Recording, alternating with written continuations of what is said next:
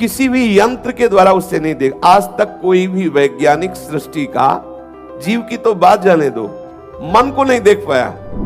पत्थर, रज, लकड़ी, ये सब जीव है, ये सब जीव है जिनमें हलचल क्रिया बिल्कुल नहीं होती।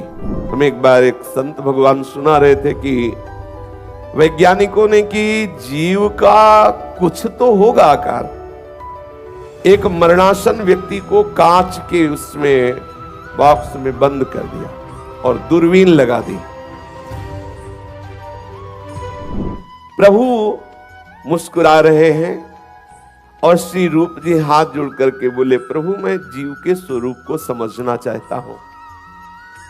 कैसे भक्ति मार्ग का उपासक अपने स्वरूप की तरफ बढ़े। जो देह को अपना स्वरूप मान लिया है, देह संबंधियों को अपना मान लिया है, देह संबंधी भोगों को सुख मान लिया है, इससे हम तभी हट सकते हैं जब हमें यह पता चले कि हम शरीर नहीं है। ये पता चले कि ये भोग मैं नहीं भोग रहा हूं, ये इंद्रियों का विलास है, भ्रमात्मक है, ये शरीर संबंधी मेरे नहीं है, ये नानात्व मेरे लिए नहीं है। जब ये समझ में आ जाएगा तो अपने आप राग रहित हो जाएंगे। जैसे आपको पता चला कि ये जो आप स्वर्ण मानकर पास रखे हुए नकली है, असली सोना नहीं, आप छोड़ देंगे। ये जो नोट है दिखाई दे रहा है 2000 का वैसे ही, लेकिन है नकली, तो आपका महत्व ना होने के कारण उससे प्रीता खत्म हो जाएगी। ऐसे ही शरीर, शरीर संबंधी भोग और शरीर संबंधी सुहृदजन, ये सब बाहरी माया के द्वारा किया हुआ नाटक है। वस्तुतः एक सच्चिदानंद प्रभु ही है। इसलिए प्रभु मैं जानना चाहता हूं जीव का स्वरूप क्या है। महाप्रभु चैतन्य देव ने कहा कि शास्त्रों में जीव के स्वरूप का इतना सूक्ष्मता से वर्णन किया गया है कि उसे वाणी से कैसे वर्णन करें, पर इतना समझ लो कि जैसे एक बाल है, उस बाल के आगे के टुकड़े को ले, एक बाल के आगे के नोक को, और उसे सीधे 100 भागों में चीरा जाए और उस 100 में एक को लेकर फिर उसके 100 भाग किए जाए। अब आप विचार करो, एक बाल के अग्र भाग का 100 हिस्सा ऐसे चीरा जाए, फिर उसका एक हिस्सा लेके उसके 100 हिस्सा किया जाए, तो हमारी सामर्थ्य नहीं, सूक्ष्मदर्शी के द्वारा भी हम उसे नहीं देख सकते। इससे भी सूक्ष्म जीव का स्वरूप है। वही जीव जब हाथी में जाता है तो इतना विशाल शरीर धारण किए लगता है बहुत बड़ा जीव है, वही जब चींटी में होता है लगता है बहुत छोटा है। जीव इतना सूक्ष्म है कि हम मन को नहीं देख पाया। पूरे है तो इसी में, पूरा उसी का राज्य, सब स्वीकार करते हैं। आज मेरा मन बहुत प्रसन्न है, आज मेरा मन नहीं लग रहा है, आज मेरा मन उदास है, लेकिन आज तक किसी यंत्र ने, किसी वैज्ञानिक ने दिखाया कि देखो ये जी मन है, कोई यंत्र नहीं पकड़ पाया। लेकिन आप ही साधना करके देखो, आप पकड़ लोगे, आप मन को डांटने लगोगे, आप मन को अपने अधीन कर लोगे, आप जान जाओगे मन क्या है। वो केवल अध्यात्म बल से देखा जा सकता है, ना तो वैज्ञानिक बल से देखा जा सकता है, ना बुद्धि बल से देखा जा सकता है। जब बुद्धि में विवेक का जागरण होता है, वो मन परंग को शुरू कर देता है और मन का अनुभव होता है। मन का अनुभव होते ही उसको अधीन कर लेता है कि बहुत नचाया, अब तुझे हम नचाएंगे। और भगवत मार्ग में तन्मय करके मन की सत्ता को भगवत स्वरूप में परिवर्तित कर देता है उपासक। तो जो इंद्रियाणाम मनस्यास्मि, वो देख पाता है साक्षात श्री कृष्ण ही मन है। मन को जब तक आज तक कोई नहीं देख पाया तो कौन सा ऐसा यंत्र है जो जीव को देख पावे। हम एक बार एक संत भगवान सुना रहे थे कि वैज्ञानिकों ने कि जीव का कुछ तो होगा आकार। एक मरणासन व्यक्ति को कांच के उसमें बॉक्स में बंद कर दिया और दूरबीन लगा दी, निकलेगा तो पता चलेगा।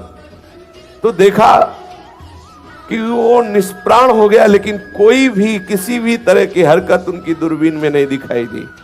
कहां से निकल गया जीवात्मा? बहुत ही सूक्ष्म, ऐसा नहीं कि वो शीशा चटक गया या फट गया, ऐसा कुछ, या कुछ वायु या कुछ भी दिखाई दी, कुछ नहीं दिखाई दिया। आज तक कोई नहीं पकड़ पाया और अध्यात्मदर्शी महापुरुषों ने उसका साक्षात्कार किया, अपने स्वरूप में साक्षात्कार करके जीवन मुक्त हो गए। है पर है का साक्षात्कार स्थूलता से नहीं हो सकता, न किसी यंत्र से हो सकता है, न किसी चेष्टा से हो सकता है। स्थूलता के त्याग से उसका दर्शन होता है।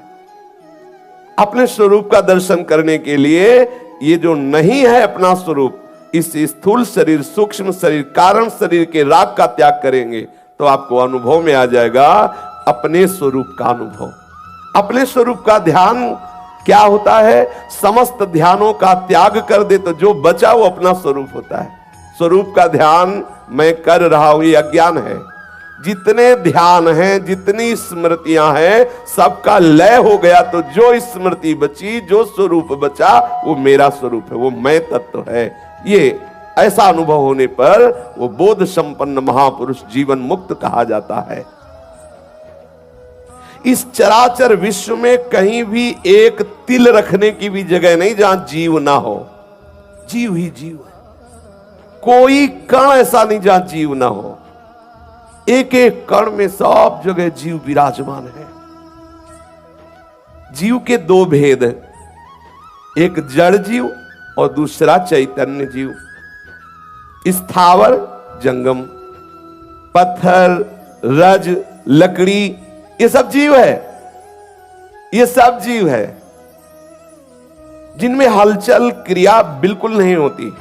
जैसे पत्थर है, कोई हलचल नहीं हो रही, लेकिन जो चलने फिरने वाले, ये भी वैसे ही जीव है, वैसे ही जीव। जब किसी मनुष्य की उत्पत्ति का प्रकरण देखते हैं तो वर्षा के द्वारा वो जीव भूमि में आता है और भूमि में जो अन्न आदि या खाद्य पदार्थ है उसमें जीव व्याप्त होता है और वो जब पुरुष पाता है तो वही वीर बनता है। वो ही जीव वीर से मां के गर्भ में जाकर के रूप धारण कर लेता है। बड़ा सूक्ष्म विषय है। तो दो प्रकार के जीव है, स्थावर और जंगम। ये चलने फिरने वालों में जैसे चींटी से लेकर के हाथी, घोड़ा और ये सब, इनमें सबसे श्रेष्ठ है चलने फिरने वालों में मनुष्य। मनुष्यों में भी सर्वश्रेष्ठ वो है जो शास्त्र की मर्यादा के अनुसार चलता है।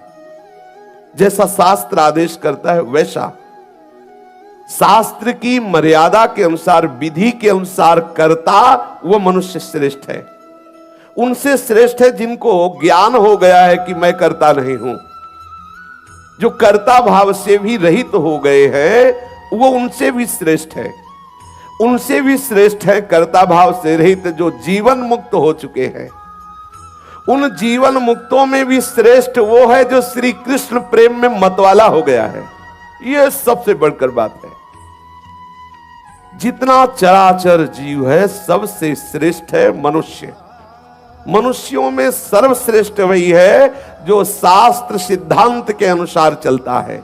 उनसे श्रेष्ठ है जो कर्ता भाव से रहित है। उनसे भी श्रेष्ठ है जो इस जीवन से मुक्त हो चुके, द्वंद्वातीत स्थिति को प्राप्त हो चुके, और उनसे भी श्रेष्ठ है जो श्री कृष्ण प्रेम में मतवाले हो चुके। ये चरम अवस्था है। यही बात रामचरितमानस में भगवती पार्वती जी महादेव जी से वर्णन करती है कि माया मद से रहित प्रभु श्री हरि का भक्त सर्वश्रेष्ठ है। बड़े बड़े जीवन मुक्त ज्ञानियों में भी सर्वश्रेष्ठ वो है जो हरि के अनुराग में डूबा हुआ है, माया मद से रहित, ममता मोह से रहित। मुक्ता नाम अपि सिद्धा नाम नारायण परायणः सुदुर्लभः प्रशांतात्मा कोटिस्वपि महामुने।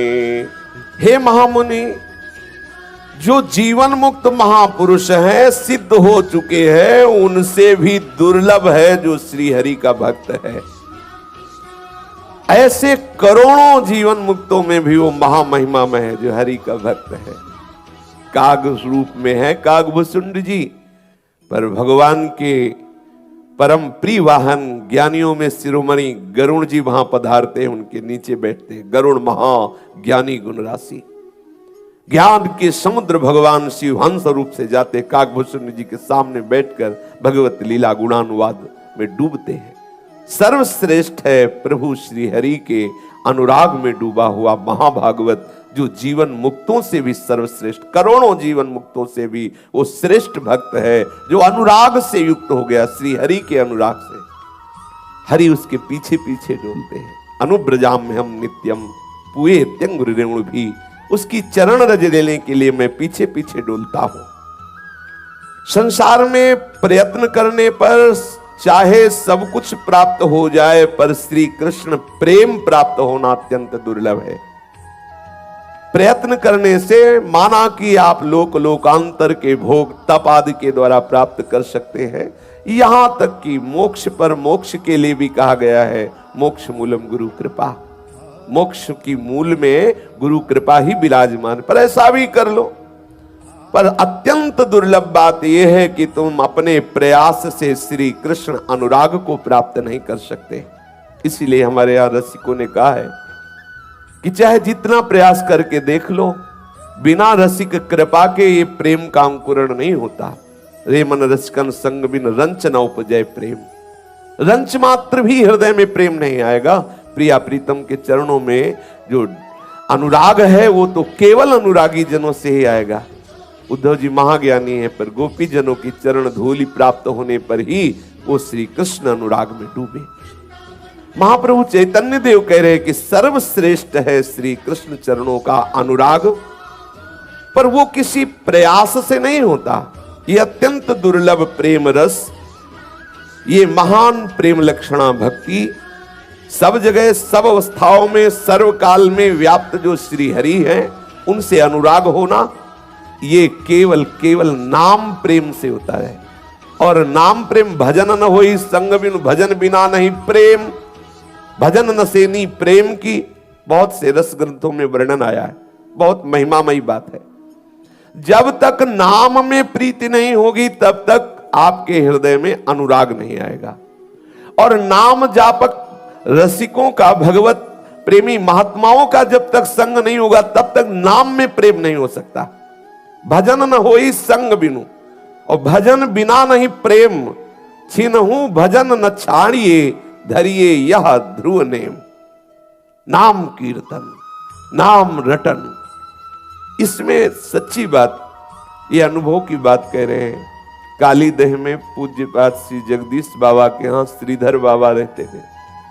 गुरु कृपा से उनकी श्री चरण सेवा का सौभाग्य मिला, तो जब उनकी कुटिया में जाते तो हृदय में अपने आप गुरु मंत्र ऐसे चलने लगता जैसे मशीन से चलाया जा रहा हो, क्योंकि इतने जप के परमाणु पूज्यपाद बाबा के थे कि वहां सेवा के लिए उनके चरण दबाना, उनके पास बैठने मात्र से हृदय में विकलता होती है। ऐसे मंत्र, ऐसा लगता है जैसे कोई मशीन चल रही है हृदय में, बार बार बार ऐसे मन, और बस एक ही प्रेरणा, सब छोड़ो, नाम जप करो, सब छोड़ो। क्यों? क्योंकि वो पूर्ण नामनिष्ठ महात्मा।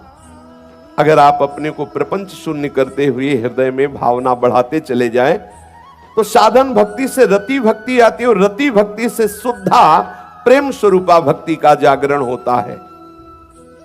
रति भक्ति में प्रारंभ में जैसे शांत है, दास्य है, सख्य है, वात्सल्य है, मधुर रति, अगर इसमें प्रवेश हुआ तो प्रारंभ में सावधानी की जरूरत है। और जब यही रति प्रेमाशक्ति के रूप में बदल जाती है, मानो जैसे कोई सख्य भाव का है, तो प्रारंभ में सख्य भाव में रति हो थोड़ी गई है, और जब वो सखा स्वरूप को प्राप्त हो गया फिर तो कोई विघ्न की बात ही नहीं। जब प्रेम का प्रादुर्भाव हुआ फिर कोई विघ्न प्रेमी को परास्त नहीं कर सकता। पर रति तक परेशानी है, जब तक हमारी पूर्ण रति नहीं हो रही हमारे भाव में। जैसे अपने लोग सहचरी भाव के हैं, लेकिन भावना कर रहे हैं, कोई सहचरी स्थिति तो आई नहीं, तो आपको गिरा सकता है कोई भी। लेकिन जो सहचरी स्वरूप को प्राप्त हो चुके, अब गिरने का सवाल ही नहीं, क्योंकि जो गिरने वाला मसाला था अंदर वो सब खत्म। अब केवल प्रिया प्रीतम के रूप का चिंतन, उनकी सेवा का चिंतन, उनकी लीला गुणों में डूबा हुआ, बाहर कुछ भी हो वहां पहुंचेगा ही नहीं। जहां उसकी स्थिति है उस स्थिति में ये कोई भी आकर्षण पहुंचता ही नहीं है। महाप्रभु ने कहा कि जैसे शांत रस परिपक्व तब माना जाएगा जब श्री सुखदेव जी, जनक जी आदि जैसी स्थिति शांत रस की हो।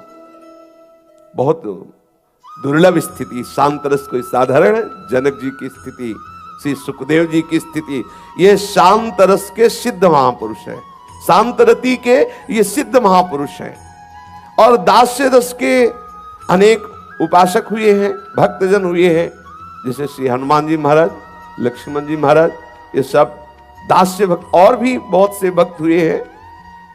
कुछ भक्त सखा भाव से, अर्जुन, ग्वालवाल आदि, और भी बहुत से भक्त हुए हैं जो सखा भाव से, वात्सल्य भाव के सिद्ध स्वरूप, जैसे यशोदा मैया लाला से प्रेम करती, ठीक वैसे ही जैसे भगवान वल्लभाचार्य जी के परिकर में पाए गए ये भाव, पूर्ण नंद यशोदा के भाव से मगन होकर ठाकुर को अपना पुत्र मानकर दुलार करना। अगर प्रभु के प्रति भगवत्ता का बोध है तो पुत्र नहीं मानता, और जब पुत्र मान लिया तो भगवत्ता का बोध नहीं। ठाकुर जी भी डरते थे जब गोविंद स्वामी कहते कि अभी चलो गोसाई जी से शिकायत करेंगे, तो कांपने लगते थे, बहुत दुलार कर, मत कहना, नहीं डांट लगेगी, मत कहना। भगवान है, भगवान थोड़ी है, उनके लिए उनका लाला है। भगवत्ता का बोध अगर रहा तो लाला भाव सिद्ध नहीं होगा, और लाल भाव से, मेरा बेटा भाव सिद्ध हुआ तो भगवत्ता नहीं। कोई भी कुछ भी वर्णन करे उसको रहेगा मेरे ही तो लाला है ना, मेरे ही तो बेटा है ना। अपने भाव को दृढ़ता पूर्वक पकड़ ले तो उसमें रति हो जाती है। रति होते ही प्रेम का प्रादुर्भाव होता है, वो विशुद्ध प्रेम जो हमें वास्तविक उस स्वरूप में स्थित कर देगा। जैसे सखा तो वास्तविक अपने को देखोगे, दिव्य चिदानंद सखा स्वरूप होकर श्री ठाकुर जी के साथ खेल रहे हैं। तो वात्सल्य रति और मधुर रस, श्री कृष्ण हमारे प्रीतम है, पति हैं, और मैं उनकी प्रिया हूं, ऐसी भावना मधुर रस में, श्रृंगार रस में, जैसे श्री गोपीजन, जैसे श्री रुक्मिणी जी आदि, और भी बहुत से हैं जो प्रभु को ऐसे कांत भाव से भजते हैं। ये जो शांत रस है, दास्य रस है, सख्य रस है, वात्सल्य रस है, मधुर रति है, इसमें जो आचार्य आपको भाव दिए हैं, अपनी तरफ से हम भाव जो करते हैं वो एक माना हुआ है, लेकिन जब गुरु परंपरा से, आचार्य परंपरा से मिलता है तो हमारी त्रुटि होने पर भी भाव सिद्ध हो जाता है, क्योंकि वहां आचार्य कृपा होती है। जैसे हम मान रहे हैं श्री कृष्ण हमारे पति हैं, और आपने किसी ऐसे आचार्य का आश्रय नहीं लिया जो कांत भाव से सिद्ध, जो कांत भाव की स्थापना करने के लिए प्रकट हुए, तो हमारे हृदय में भाव जरूर है लेकिन उसकी सिद्धि नहीं होगी। इसीलिए प्रभु एक होते हुए आचार्य के बहुत से रूप धारण किए, क्योंकि बहुत से भावों को पुष्ट करने के लिए जो साधन पद्धति चाहिए, जो मंत्र चाहिए, जो भावना चाहिए, वही देने के लिए वही आचार्य रूप धारण किए। एक ही प्रभु, बहुत नहीं, वही प्रभु ये रूप धारण किया। अब जैसे वात्सल्य रस वाला है, अब वो कैसे, किस भाव से, किस मंत्र से, किस उपासना से अपने को देखे कि मैं नंद यशोदा हूं और श्री कृष्ण मेरे लाला हैं, ऐसे भाव को कैसे प्राप्त हो?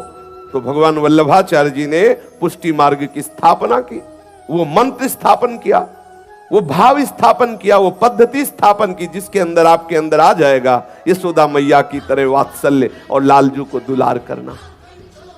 आपके अंदर सखा भाव आ जाएगा, जैसे श्री सूरदास जी, परमानंद दास जी, नंददास आदि। अत्यंत आवश्यक, इसमें यह ज्ञान काम नहीं चलेगा कि गुरु के बिना मोक्ष हो जाएगा। माना मोक्ष हो जाएगा लेकिन भाव में प्रवेश नहीं होगा। वैसे भी गुरु कृपा से ही मोक्ष पद की प्राप्ति होती है, पर इन भावों में प्रवेश बिना आचार्य का। श्री शुकाचार्य शांत रस के, फिर भी जनक जी को गुरु माना। श्री जनक जी शांत रस के आचार्य, फिर भी अष्टावक्र जी को गुरु माना। जब तक हम आचार्य शरणागत नहीं होते तब तक इन भावों की सिद्धि नहीं होती। केवल हम कोरी भावना कर रहे हैं, उधर से उत्तर आने वाला नहीं, ठाकुर जी की तरफ से वो तुम्हें मां कह के बुलाने वाले नहीं। तुम्हारे हृदय में यशोदा भाव की पुष्टि, नंद भाव की पुष्टि आचार्य मंत्र से होगी, आचार्य ने जो उपासना पद्धति दी उससे होगी। ऐसे ही श्री कृष्ण हमारे पति हैं, श्री कृष्ण हमारे प्रीतम हैं। इस माधुर्य रस की स्थापना के लिए आचार्य रूप में प्रभु आए हैं। वो बोल रहे हैं, ऐसा करो, ये मंत्र जपो, ऐसी पद्धति से चलो, तो आपके हृदय में आ जाएगी कि मैं श्री कृष्ण की कांता हूं।